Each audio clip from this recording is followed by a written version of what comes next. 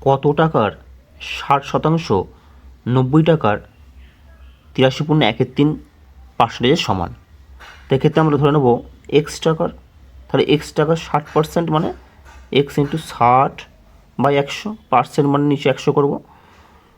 সেটা 90 টাকার 90 ইন্টু 83.5, 83.13%, মানে 3 থেকে 9 আর 3 হচ্ছে 250, আগে 250 হয়, এটা 250 হয়, ভাঙলে 250 3, অর্থাৎ পার্সেন্ট বলেছে, পার্সেন্ট মানে 100, 100 দিয়ে গুণ করবো।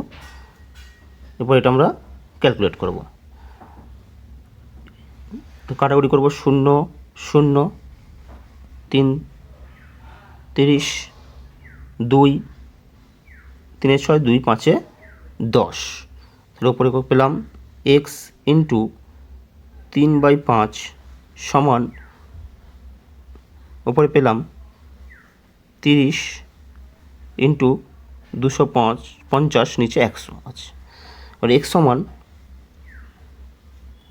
30 ইন্টু 250, সংখ্যা উল্টে যাবে, 5 100 গুণিত 3, সেক্ষেত্রে 0 0 কেটে গেল, 3 3 কেটে গেল, 5 2 10, 2 125 250, তাহলে উত্তরটা পেয়ে গেলাম 125। Option D right answer.